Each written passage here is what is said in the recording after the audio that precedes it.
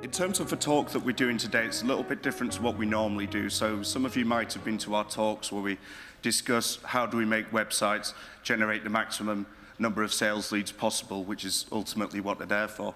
This time round, we thought that we'd talk about digital marketing strategies generally, and there's a very good reason for that. So why this talk?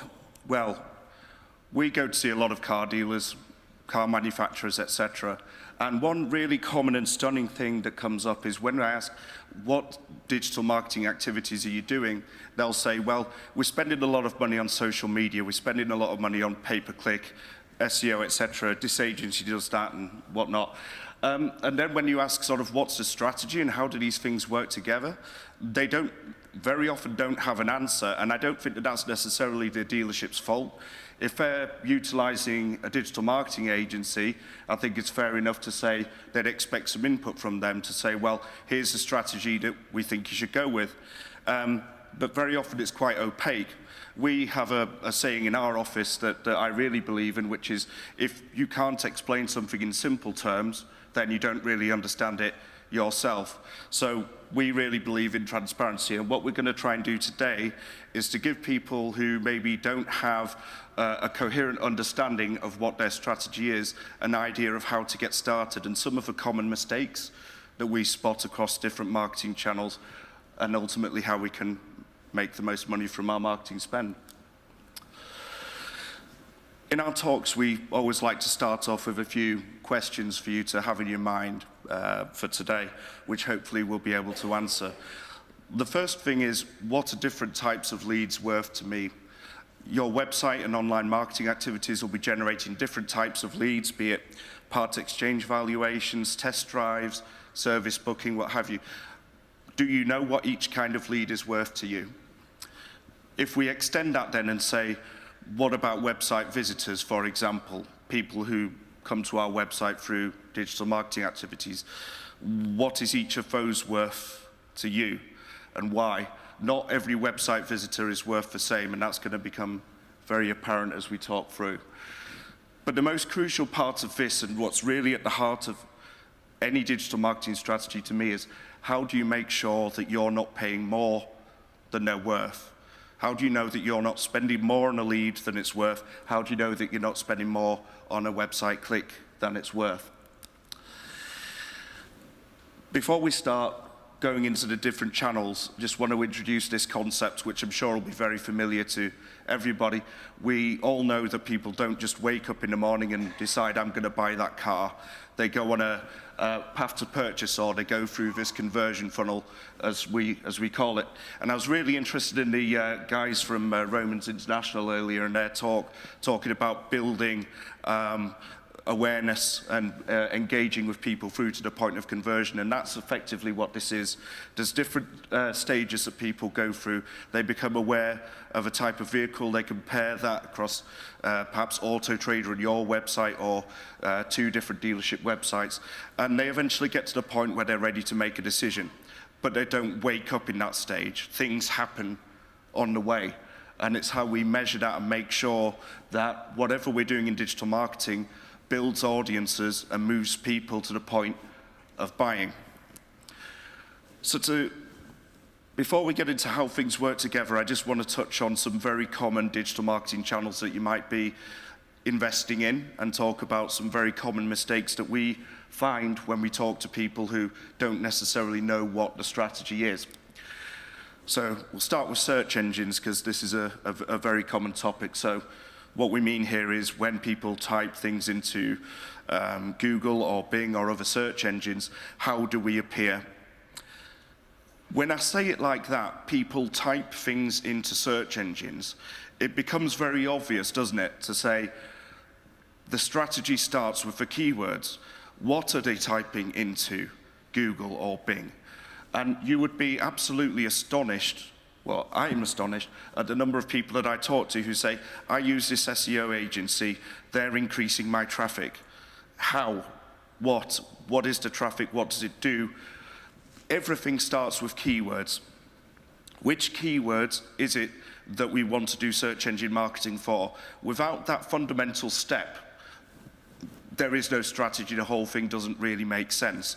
We're throwing spaghetti against a wall and seeing what happens. So how do you start off with saying, well, what keywords form part of my search engine marketing strategy? Starts with keyword research. So which keywords are searched for a lot in my target geographical area? That's one thing. But a keyword that's searched for a lot isn't necessarily a good keyword, because a lot of people who come to the website through that term might not inquire. And ultimately, when I go back to the first question, what's a website visitor worth? I would say very little unless they inquire. Arguably nothing. It's a waste of time. So you need to look at the percentage of people who come to your website through that keyword that generate an inquiry. That helps you figure out what that keyword's worth. Do you have stock that is a big focus? If you're a dealership who on average has 20 used Ford Fiestas and 2 BMW 1 Series, why would you spend your time focusing on getting website visitors for BMW 1 Series to your website ahead of Ford Fiestas? None of the keyword and digital marketing stuff makes sense unless it actually fits in with your sales model, i.e. it results in you making money. We can generate lots of traffic through this BMW 1 Series search term, for example, but you might sell 2 cars instead of 10. And the final thing, which is a big mistake that we see in search engine marketing, is not having a clear focus or being realistic. Organic search requires a lot of effort in order to get ranked in things like Google for keywords that you want, especially if they're highly valuable. And a big mistake that we see is people using a scattergun approach, where they say, look, I've got all these hundreds of keywords. Oh, but wait, they moved from page 5 on Google to page 2. Now I have all these hundreds of keywords on page 2, and guess what? Nobody's clicking through to my website. So I'm getting absolutely nothing for all this spend. The idea is to be focused. Which close-knit sets of keywords are you going to focus on your search engine marketing in order to get actual traffic to your website, and then build from there once you have success. So, search engine optimization, and I'm sure you're all sick to death of this topic because you get phone calls every day.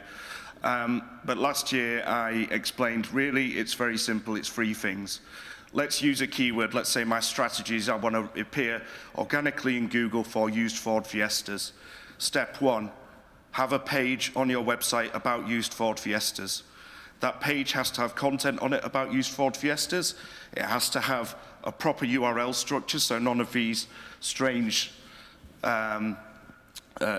search pages where you have a search equals question mark model Ford make Fiesta, etc. Other way around, of course. A proper URL. Make sure that your website is structured correctly is the second thing, because when search engines come to crawl our websites, they're not going to take a very long time over it. Unfortunately, Google will potentially spend a long time crawling Amazon and finding out what's new, but I dare say there's not a lot of car dealerships whose website rivals Amazon for importance or popularity. And so we need to make the best use of that, as we call crawl budget, as possible. So structure your website properly. The third thing is have a high domain authority. By that we mean appear popular, have correct organic backlinks from other high authority websites. So SEO, 3 things: content, technical, and links, in a nutshell. That's ongoing. All of these things you can add ingredients, bit of this, bit of that, and see improvement based on the keywords that you're targeting. But where do we start with a strategy? There's some absolutely fundamental things that you have to do to give search engine optimization a chance of working. First thing I've mentioned there, website content, used Ford Fiesta page. Website structure, make sure when Google comes to the website, A, it can find that page very easily through internal linking and etc.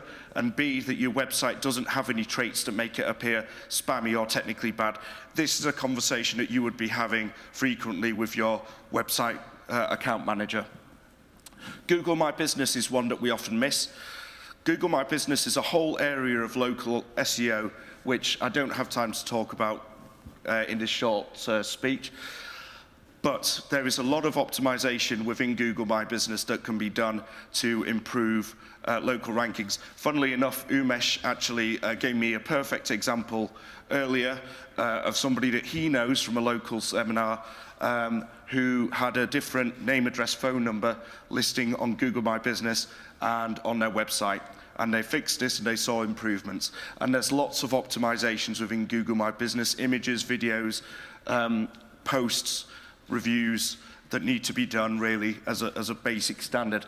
And the next thing on from there is online directories. So as well as Google My Business, Facebook, there's a plethora of online directories from Mail Online, Scotsman, Touch Local, where it's good practice to get your business listed in a consistent way to your website and your Google My Business. So there's a list of 4 things that you need to do if you haven't already. So talking about search engine marketing then, we've got organic. When do we use pay-per-click? When I went back to the stock levels, what if you on average have 10 Fiestas and 2 BMW 1 Series, but then once a year you get 20 transit vans? Does it make sense to invest in ongoing search engine optimization for the transit keywords instead of a Fiesta when it's once a year that you have those stock levels? So pay-per-click is very, very useful for that because you can instantly turn it on and off. If you need immediate results, go with pay-per-click, not search engine optimization. You know, for God's sake, I had a conversation with somebody outside of the automotive industry about business needing a turnaround in a couple of months. Do not throw a last Hail Mary at search engine optimization for that, please. It won't do anything.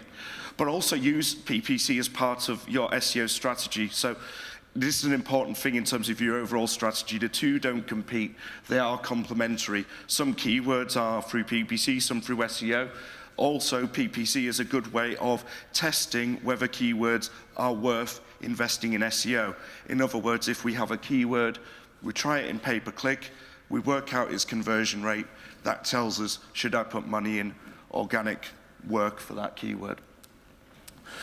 Common mistakes then. I should mention that in a previous life, I was a PPC account manager for agency that dealt with international brands in foreign language and things like that. So I would love to stand here and talk all day about what's wrong with automotive PPC accounts, but I can't, so let's start off. Lack of bidding strategy.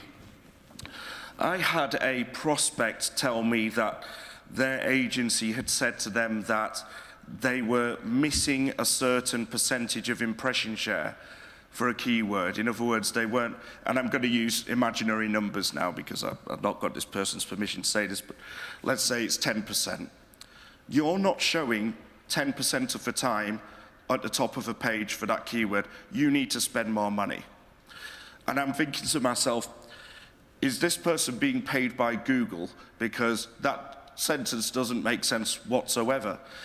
If your strategy is to have a keyword appearing as much as possible at the top of search engines, my question to you is, why is that?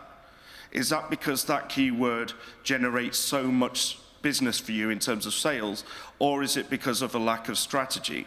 This is how I would say pay-per-click would go. Used Ford Fiesta. Sorry I keep using that example, but to be consistent.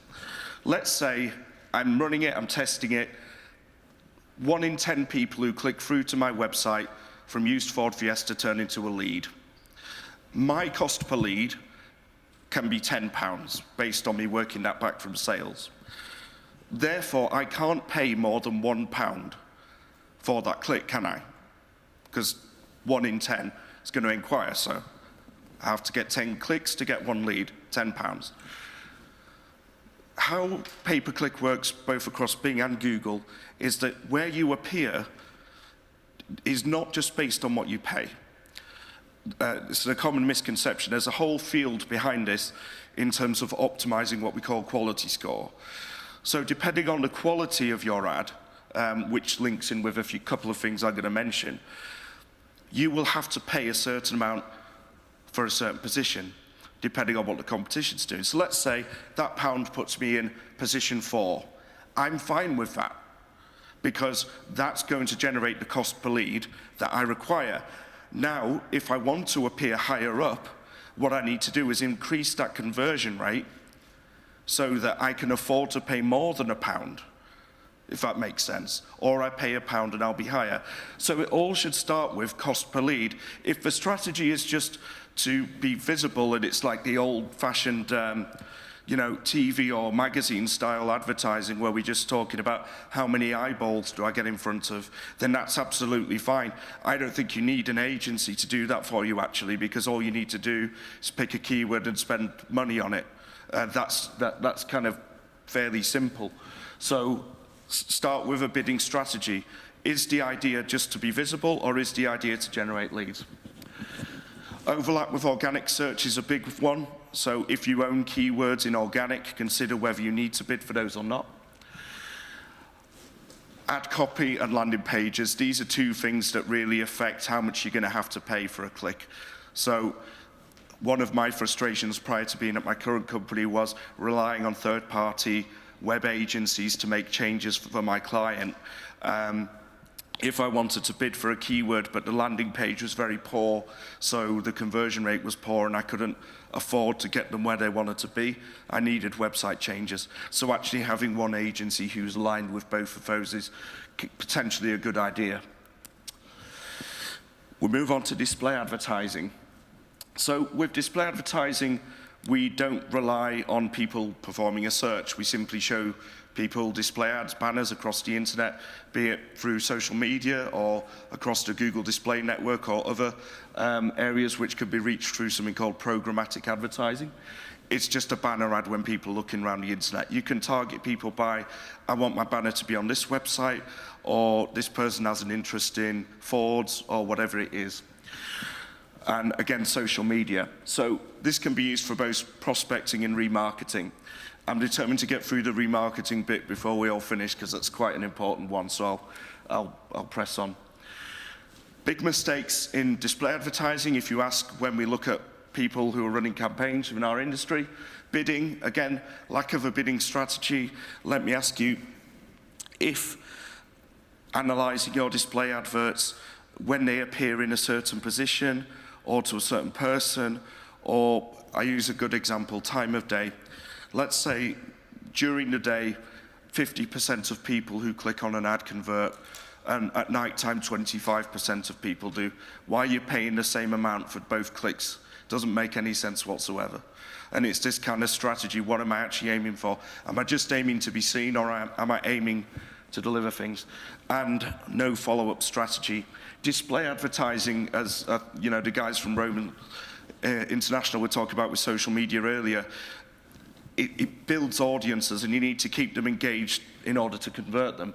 But ultimately, people have not typed in a search term to see your display ad, so they are probably higher up in that conversion funnel, which is why very often display ad clicks cost a lot less than search ad clicks. So we need a follow-up strategy. A good example, and I think, again, good talk earlier, but they sort of addressed it, but if I have a campaign and I say in Facebook, and I say, well, my definition of success for this campaign is to get the maximum amount of engagements, the most likes, and I get loads of likes, that's absolutely brilliant. But if those likes don't turn into sales, it's literally not worth anything. So we have to have a strategy to get people through that conversion funnel. And it all starts with this: build audiences. If anybody in the room wants some help or discussions on Google Analytics, it's a passion of mine. I'd be very happy to talk you through this, but very few people that I come across, very few businesses are doing this correctly. An audience is simply a group of people with a definition. So I've put here some examples of what that might mean. Got 2 more slides. Where have I come from? Have I come from a display ad click that was for prospecting? Have I come from a remarketing? Have I come from organic search, paid search, Auto Trader? How did I get to the website? What did I do on the website? Did I look at small cars, big cars, servicing? What did I do? And when? So you'd have an audience perhaps for people who were on the website, looked at small cars within the last week, 2 weeks, 3 weeks. Each one has a different value and needs to be marketed to in a different way. So again, we see the same types of mistakes here. Bidding. People in different audiences will be worth different amounts based on how likely they are to inquire. The messaging. Don't show the same messaging to somebody over and over again, especially if they're in an audience and have taken some action on the website. Not using RLSA, which is remarketing lists for search ads. This is a big one. If I want to appear for used Ford Fiesta, but I can't afford to do that for my whole geography because of the cost of doing that, I might want to do it for people who have been to my website and looked at used Ford Fiestas. Using RLSA, I can show search ads to people who have only taken certain action or exist in a certain audience, and not testing frequency capping, i.e. how often people see ads.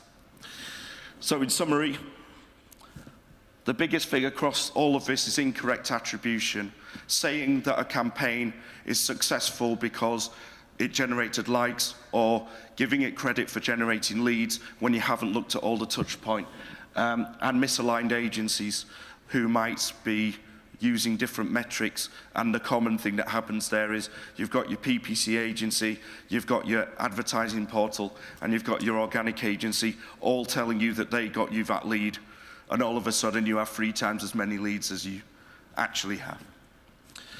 Thank you very much. I hope that was useful.